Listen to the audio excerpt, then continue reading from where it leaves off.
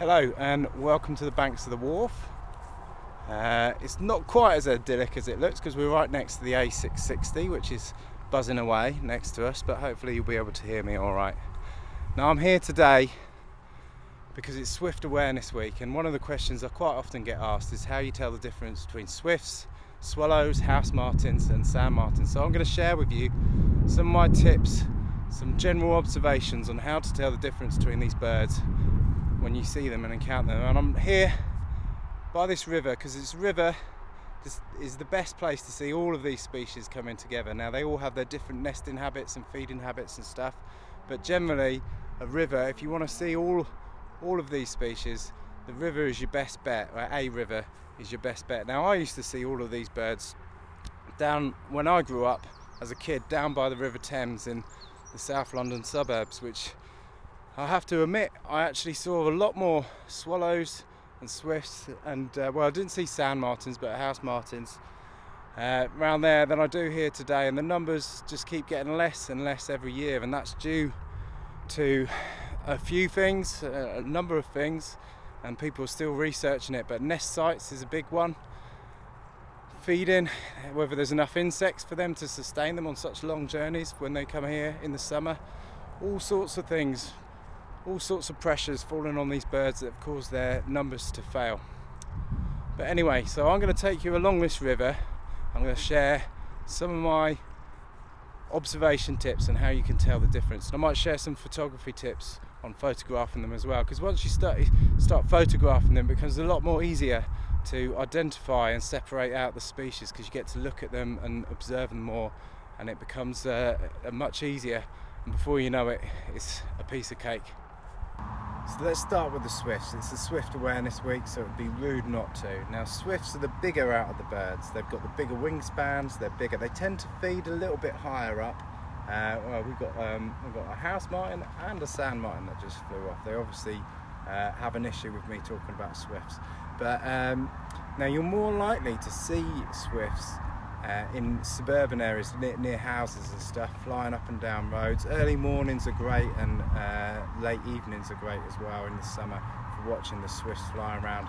They're often known as the devil's birds or the hell's birds because of this screeching shrill sound that they make as they dart in and around the houses looking for eaves. Now they nest in the eaves of houses and the cracks in the houses, and you can get some great nest boxes that you can put up in on the outside of the eaves of your house to help swifts nest. Now I'll do a quick shout out to Belgian Swift groups who I photographed, and I know they're a great group trying to get out as many swift boxes as they can this summer, and there's a lead swift group. Wherever you are, there's likely to be a swift group near you. Get involved, because the swifts, we just don't want to lose them in the summer. They're just brilliant birds to watch, and for me quite iconic, probably the most iconic bird summer visitor we have, and I absolutely love them. I've got a t-shirt including it. So that's the swifts. The bigger birds you see in the sky with the wider wings, those tend to be the swifts, and listen out for the sound as well. And the other way you can knock them is if they're having a little interest in the houses up there as well. So let's move on. So the one that you could confuse potentially with swift in terms of behaviour is the house martin. So the house martin, they build in houses, but or on the outside of houses, but they create this mud dome, amazing construction. So they'll be collecting mud and they'll build a mud dome on the outside of people's houses and nest in there, and it's really special. I mean, I'd just love to have a house martin nest on the outside of our house. It'd be incredible. Really cool, but they're smaller than the swifts, and I would say they're slightly smaller than the swallow. Now the swallow have a much longer tail, so the house martins have a shorter, sort of more triangular tail, I would say, and that's how I tend to separate the house martins from the swallows. Now I should, the swifts are so big, you shouldn't need to confuse them too much, but the house martins and swallows are relatively similar size. Now the house martins are white on the front and black on the back, with a white bar on just above the base of the tail. So that's how you can kind of tell them apart. So it's the more shorter, triangular sort of tail for the house martins when they're flying overhead, and if you get a good look at them, they'll have a solid white front, solid black back, and a little white bar on the back just above the tail. That's how you identify the house martins.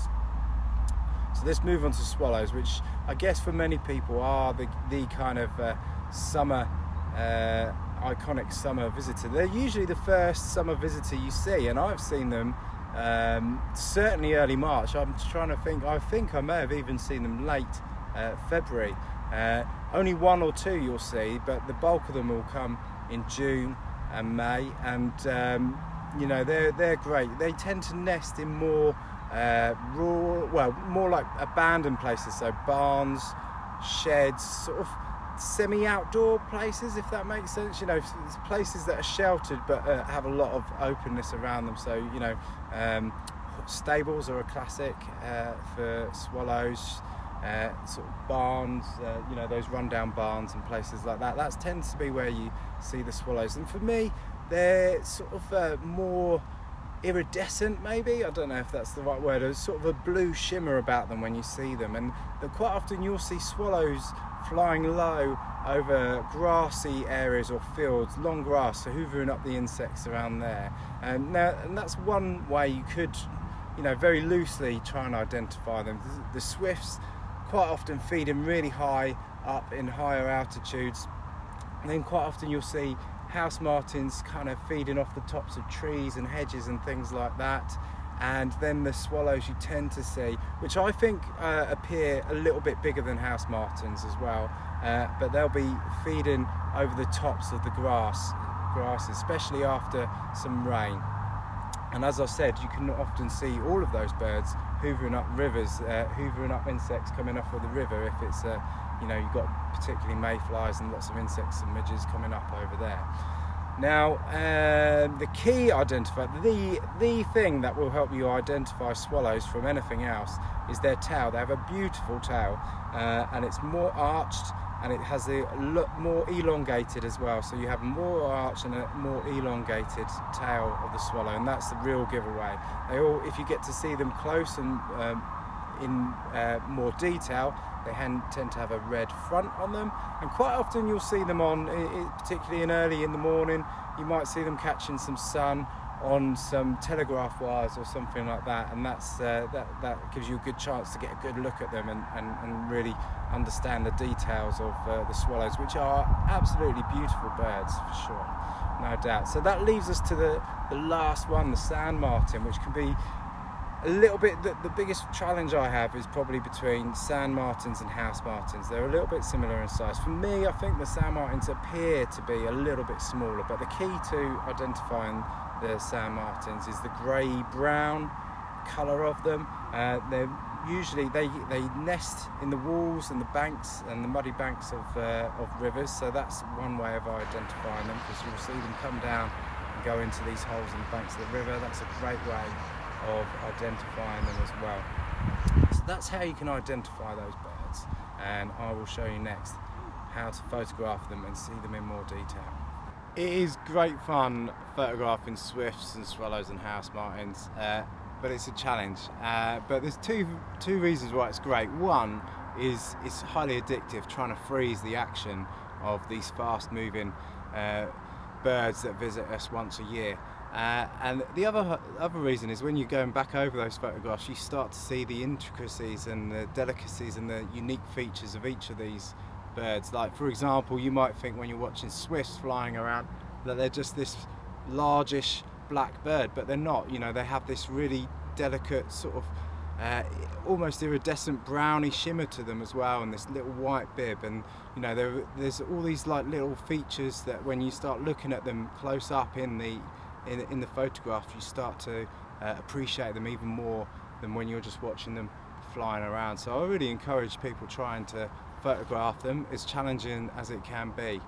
Now, you know, it's one of those things, luck always comes in to photographing birds, but the more you know your camera, the more you know your settings, the better chances you are going to have of photographing these birds. And if you're struggling with understanding your camera, I do a download to help you get to grips with your camera.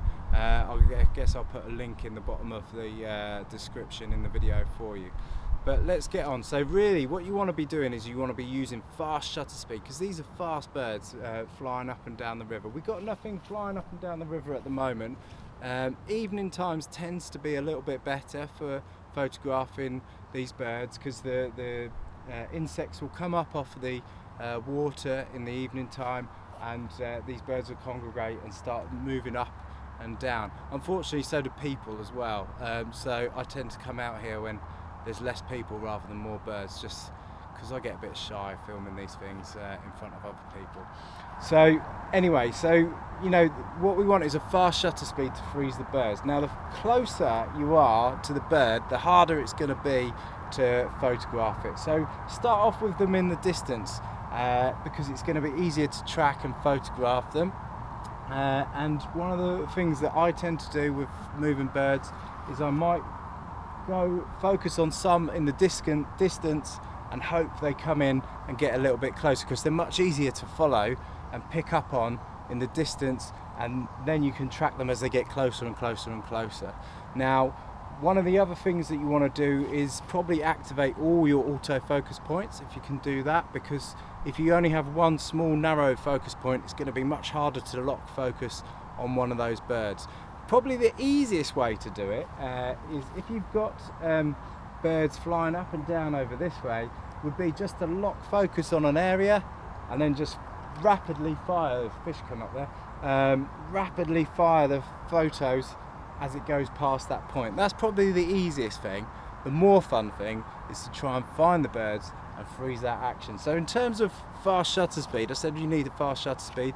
You probably want something around about at least 1,000th of a second. So the brighter the conditions, the faster you're going to be able to go and get a good quality image as well. So think about that as well. Then, you know, the key thing is just to have a go and enjoy it, because it's you know, it is good fun trying to photograph these birds.